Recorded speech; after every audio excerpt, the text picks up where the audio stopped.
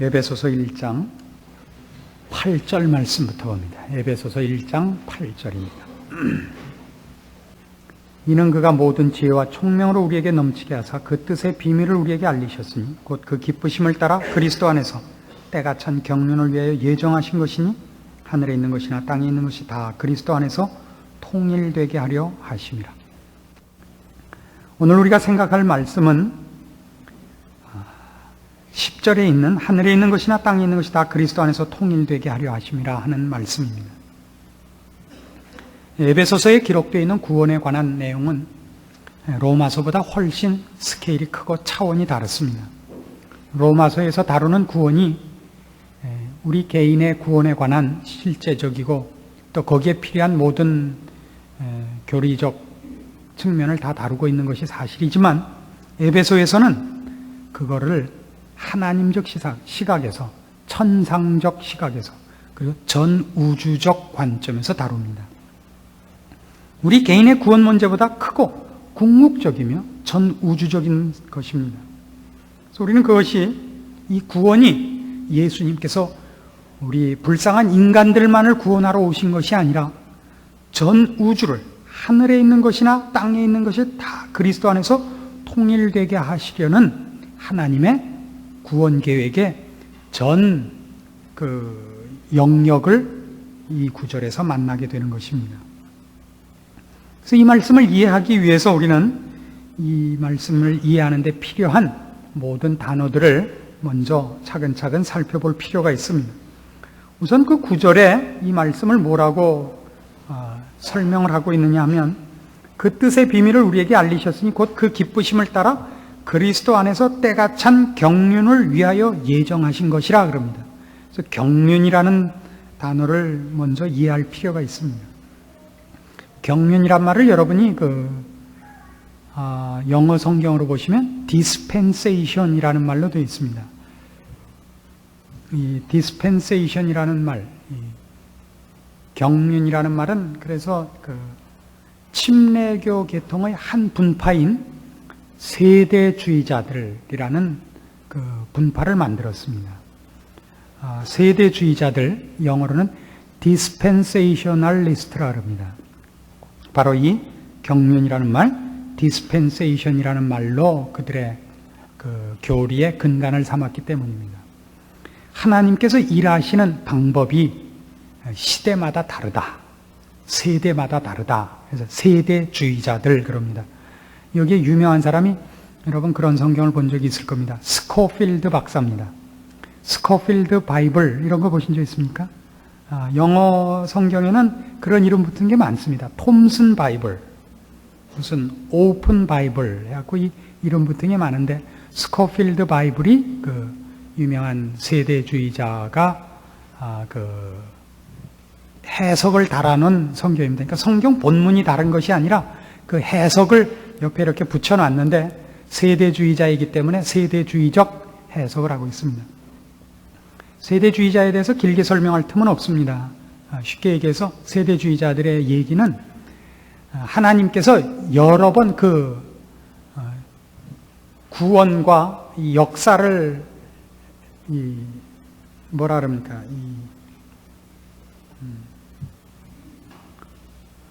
간섭하시는 방법을 바꿔왔다 그러는 사람들입니다.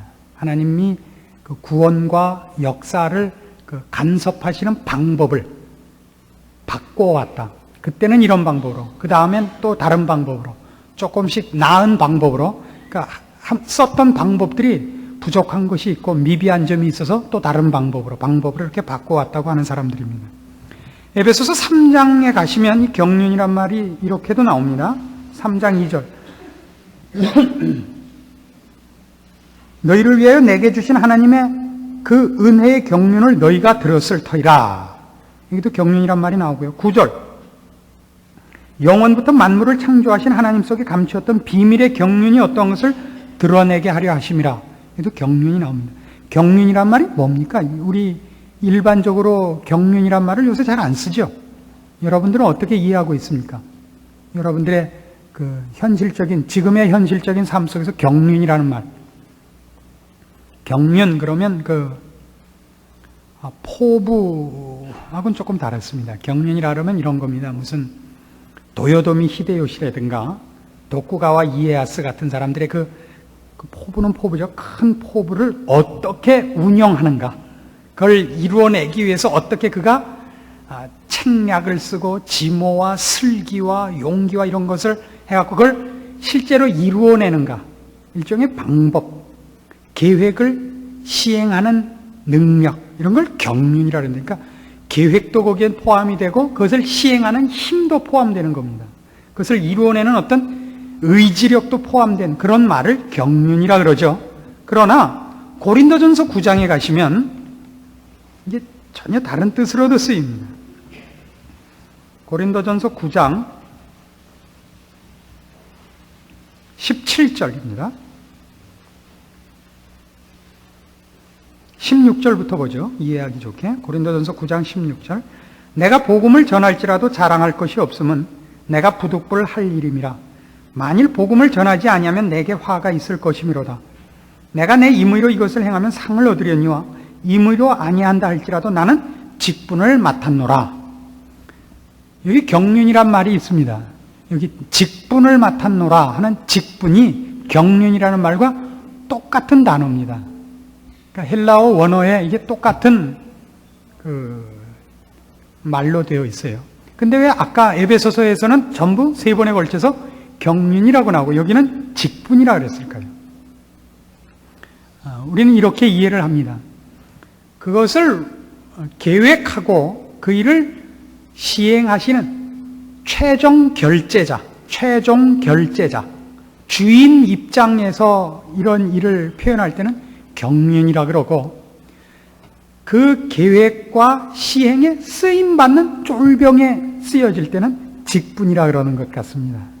이해하시겠죠? 그러니까 바울에게는 계획은 없는 겁니다. 바울이 세운 계획이 아니고 바울은 하나님께서 세우시고 하려는 일을 이행하기 위하여 부름받은 정말 직분을 맡은 하수인에 불과한 겁니다. 그러니까 같은 단어지만 이 쫄병에게 쓰여졌을 때는 직분이라고 번역을 했고, 그걸 계획하시고 이루시는 궁극적인 권위자에게 그 단어가 쓰일 때는 경륜이라고 지금 씌워지고 있습니다. 그래서 지금 다시 그 본문으로 돌아가셔서 그 경륜을 뭐라 그러냐 하면 그리스도 안에서 때가 찬 경륜이라 합니다. 때가 찬 경륜. 이 경륜을 또 때가 찼다는 말로 우리가 이해할 필요가 있습니다. 갈라디아서 4장으로 가보십시다.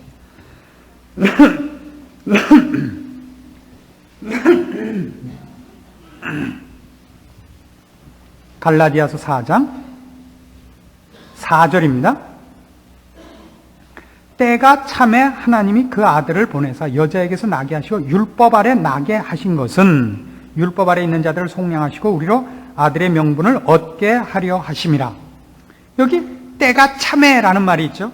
그러니까 우리가 지금 본문에서 오는 때가 찬 경륜, 여기서 이걸 때가 찬 경륜과 때가 찬 걸 합쳐서 무엇을 알 수가 있느냐 하면요, 경륜이라는 말 속에 이런 게 있습니다. 아까도 말씀드린 같이 계획이 있죠. 그리고 그 계획을 시행하는 힘이 있고, 그것을 결론까지 이루고야만은 의지가 포함되어 있는 모든 것을 합해서 지금 경륜 이렇게 쓰고 있습니다. 그 계획이 어떻게 실제로 시행되고 있느냐 할 때 현실 속에서, 역사와 현실 속에서 이 일이 이루어지기 위하여 하나님 마음속에 있었던 계획이 구체화되는 것을 때가 찼다 그럽니다. 어디서냐 그러면 예수 그리스도 안에서라 그러죠. 그러니까 지금 예수 그리스도라는 이름은, 원래 예수라는 이름은 성육신 전에는 없는 이름입니다. 그렇죠? 예수 그리스도의 예수라는 이름은 자기 백성을 그 죄에서 구원할 자입니다. 세이비어죠. 구세주예요. 세이비어라는 건 예수님이 이 땅에 오셔서 육신을 입으사 얻으신 인간 이름입니다. 그러니까 예수 그리스도 안에서라는 얘기는 벌써 예수 그리스도의 성육신을 포함하고서야 그 단어가 쓰이거든요. 그러니까 여기서 때가 찬 경륜, 그리스도 안에서의 때가 찬 경륜 이렇게 엮으면 무엇을 우리가 이해할 수 있냐면 하나님께서 그 마음에 갖고 계신 이 원대한 뜻을 어떻게 이루시느냐 할 때 예수 그리스도를 이 땅에 보내시며 그를 십자가에 다시며 그를 부활시키는 것 속에서 이 일을 구체적으로 이루신다는 것을 봅니다.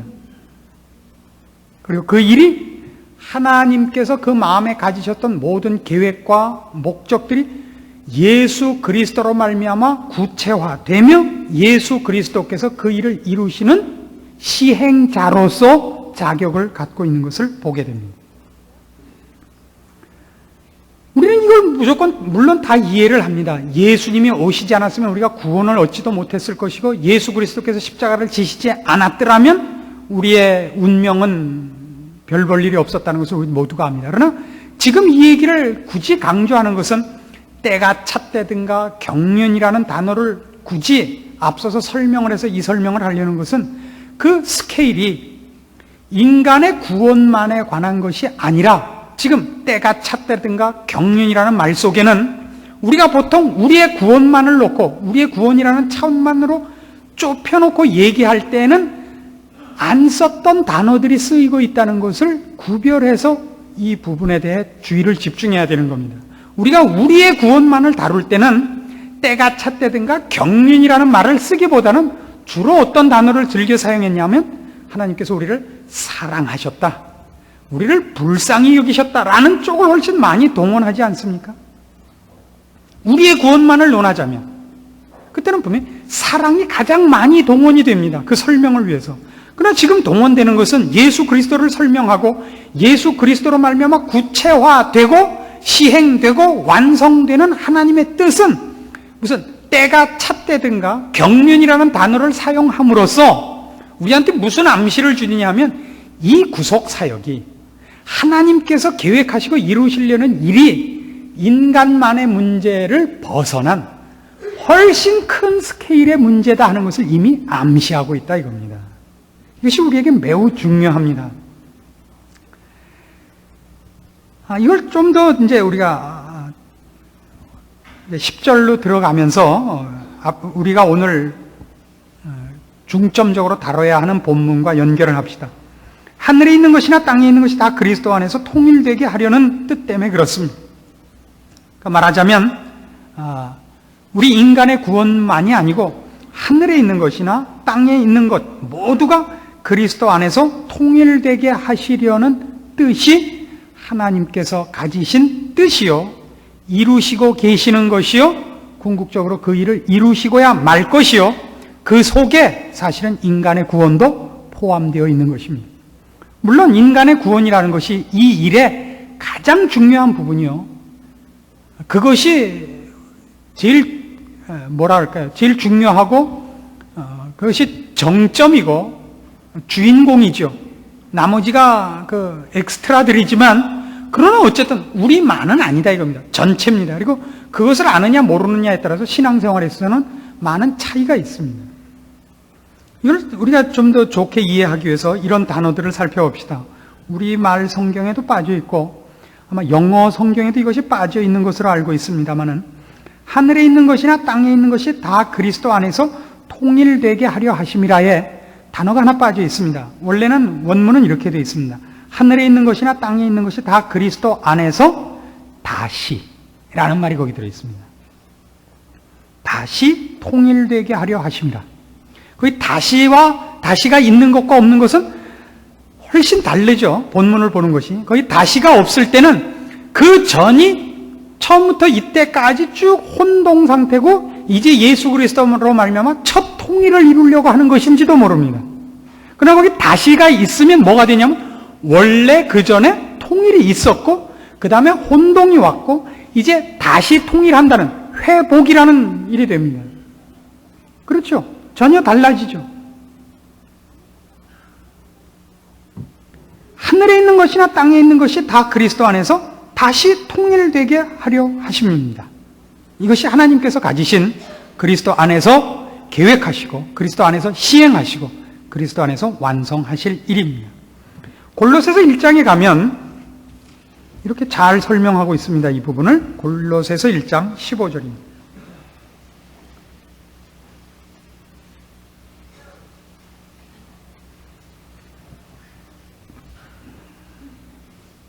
골로새서 1장 15절입니다. 324페이지입니다.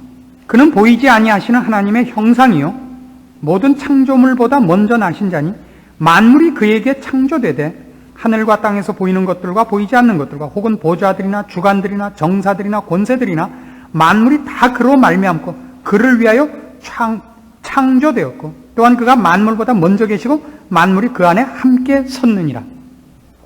여기 그 분명한 설명이 나오죠. 원래 모든 만물이 누구로 말미암아 창조되었다고요? 예수 그리스도로 말미암아. 만물 속엔 뭐가 있죠? 하늘과 땅에서 보이는 것들과 보이지 않는 것들과 혹은 보좌들이나 주관들이나 정사들이나 권세들이나 만물이 다 그로 말미암았고 그가 만물보다 먼저 계시고 만물 안에 함께 있고 만물 위에 계신 분입니다. 이 부분에서 여호와의 증인이 틀립니다. 여호와의 증인은 예수 그리스도를 신으로는 인정을 안 합니다. 인간으로만 인정합니다. 모든 인간보단 뛰어나고 앞선 위인이라고는 인정을 하고 메시아고 우리를 구원한 자고 그걸 다 인정합니다. 속죄사역과 이런 걸 다 인정하지만 그가 하나님과 동등한 신이라는 걸 인정을 안 합니다. 그러나 성경은 언제나 그 성부 하나님과 성자 하나님을 독립된 존재로 설명을 하며 그러나 동등한 영광과 권세를 인정합니다. 요한복음 1장 1절 이하의 말씀을 기억하십니까? 요한복음 1장 1절에서 1절부터 3절까지 이렇게 설명이 되죠. 태초에 말씀이 계시니라. 이 말씀이 누구와 함께 계셨다고요? 하나님과 함께 계셨으니 이 말씀은 곧 하나님이시라. 그가 태초에 하나님과 함께 계셨고 만물이 그로 말미암아 지은 바 되었으니 지은 것이 하나도 그가 없이는 된 것이 없느니라. 예수 그리스도를 설명할 때 성경은 언제나 성부 하나님과 독립된 존재로 설명을 하되 두 분이 권세와 영광과 지위가 동등한 것을 얘기합니다. 여호와의 증인은 예수 그리스도의 신성을 인정 안 합니다. 그를 신으로는 받들지 않습니다. 그래서 모든 이단은 문제가 뭐가 있냐면 예수님이 신인 것, 하나님인 것을 부인하거나 아니면 예수님이 인간으로 오신 것을 부인하거나 아니면 예수님의 구속사역이 불완전하다고 얘기를 해서 예수 그리스도의 지위를 약화시킵니다. 이게 모든 이단의 공통된 특징입니다. 오늘 우리가 보는 바와 같이 성경은 뭐라고 얘기를 하느냐 하면 타락 이전에 예수님께서 모든 만물을 창조하실 때 그가 창조주였고 만들어진 모든 만물을 그가 다스리셨고 만물이 다 그 안에 있었고 그가 만물 위에 으뜸되는 위치를 점하고 계셨다는 것을 성경은 언제나 강조합니다.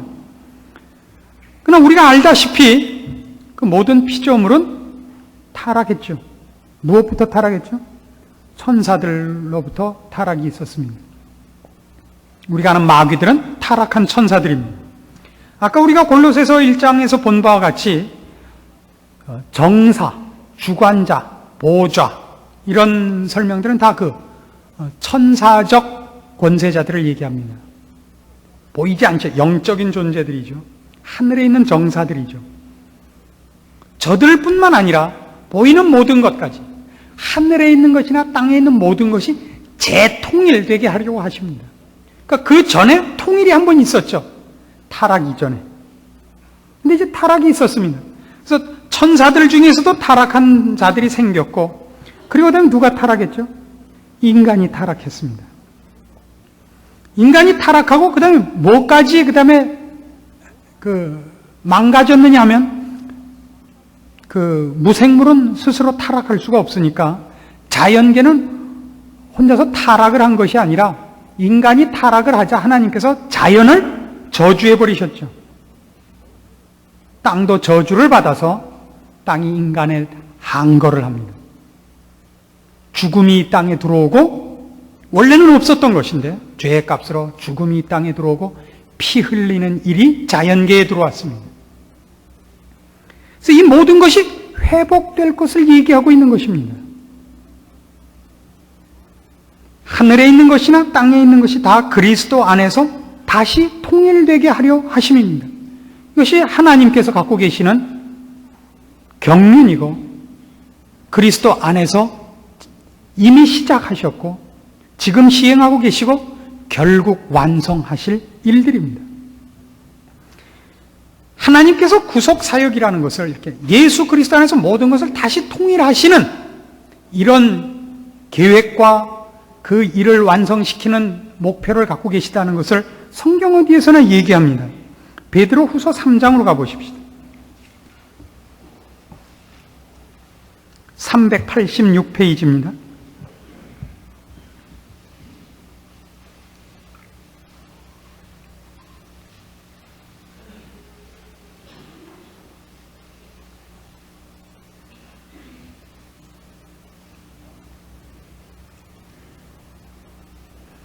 (12절) 봅니다.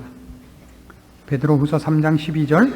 하나님의 날이 임하기를 바라보고 간절히 사모하라. 그날의 하늘이 불에 타서 풀어지고 체질이 뜨거운 불에 녹아지려니와 우리는 그의 약속대로 의에 거하는 바 새 하늘과 새 땅을 바라보도다. 그러니까 자연계도 몽땅, 그렇죠? 자연계도 몽땅 바뀔 거예요. 하늘과 땅이 바뀝니다. 성경적인 것을 전부 종합해서 보면 마지막 날에 주님 다시 오시면 지금 우리가 살고 있는 이 지구가 없어집니다. 이 지구의 이 땅과 이 하늘이 없어지고 하나님께서 우리를 위하여 새로운 혹성을 만드실 거라고 상상을 합니다. 그때 가봐야 알죠. 하여튼 성경은 언제나 지금 우리가 살고 있는 이거는 없어진다고 얘기를 해요. 지금 우리가 살던 이 하늘과 이 땅은 없어지고 새로운 하늘과 새로운 땅을 받습니다. 거기도 자연계가 있을 것입니다. 거기 가면 천국에 가면 나중에 수영할 거예요. 그러니까 죽으실 때 수영복도 갖고 가세요. 수영도 할 거고 거기다 아마 당구도 치지 않을까 싶어요. 그 자연이 있고 거기 문화가 있습니다. 여러분 성경에서 타락 전의 상황을 보세요. 아담과 하와에게 그 문화적인 명령과 자연계에 관한 그 묘사가 많은 것을 여러분 놓치지 않아야 됩니다. 로마서 8장에 가시면 피조물 전체에 대한 이런 설명이 또 있습니다. 250페이지, 신약성경 250페이지, 로마서 8장 18절입니다. 생각건대 현재의 고난은 장차 우리에게 나타날 영광과 좋게 비교할 수 없도다. 피조물에 고대하는 바는 하나님의 아들들에 나타나는 것이니 피조물이 허무한 데 굴복하는 것은 자기 뜻이 아니요 오직 굴복해 하시는 이로 말미암음이라. 그 바라는 것은 피조물도 썩어짐의 종로로 한 데서 해방되어 하나님의 자녀들의 영광의 자유에 이르는 것이니라. 피조물이 다 이제까지 함께 탄식하며 함께 고통하는 것을 우리가 아나니 이뿐 아니라 또한 우리 곧 성령의 처음 익은 열매를 받은 우리까지도 속으로 탄식하여 양자될 것 곧 우리 몸의 구속을 기다리느니라. 여기 보면 이 자연계를 포함하여 피조물 전체, 그러니까 여기서는 홀로 타락하거나 이러지 않았던 다른 짐승들 뭐 이런 것까지 다 포함해서 피조물들 모두의 회복을 얘기하고 있습니다. 여러분은 뭐 이사야서 같은 데서 그 유명한 그 회복에 관한 예언을 보시죠.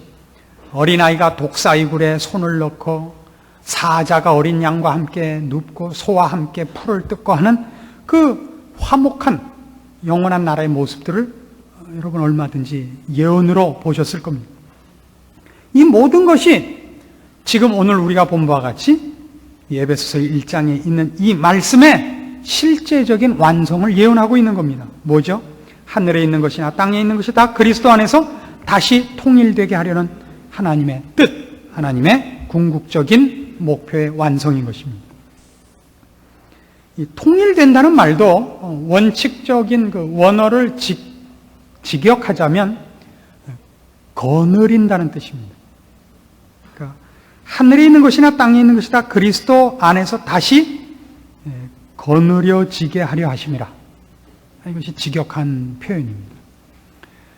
그때 예수 그리스도 안에서 그리스도를 머리로 하여 화목되게 다스려지고 질서 잡혔던 그리로 다시 돌아가리라 하는 것이 이 그리스도 예수 안에서 하나님께서 가지신 궁극적인 목표입니다.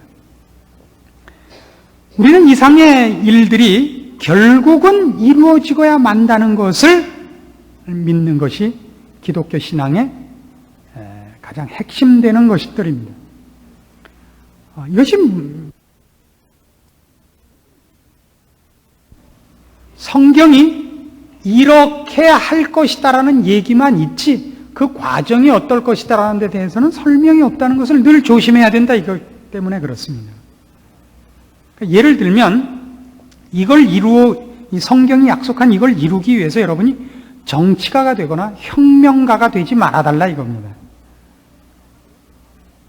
여러분 개인이 정치가로 부름을 받고 군인으로 부름을 받고 무슨 혁명가로 부름을 받는다는 것은 있을 수 있습니다. 여러분이 혁명가이면서 신자일 수 있고 정치가면서 신자일 수 있습니다. 그러니까 신자 모두가 이런 성경이 얘기하는 예수 그리스도 안에서의 재통일을 위하여 모두를 끌어 몰고 가기 위해서 칼을 뽑고 종교적 전쟁을 하고 그러기 위해서 정치인이 되고 하는 것은 성경이 원하는 바가 아닙니다. 그래서 저 화염병 들고 길거리로 나가시지 않기를 특별히 부탁을 합니다. 우리가 아는 바와 같이 여태껏 역사는 기독교가 발전하는 방향으로 온 것으로는 보여지지가 않습니다. 외형상으로는 기독교는 이 일반 역사에 도무지 도움을 준 것 같지 않습니다. 언제나 타협하고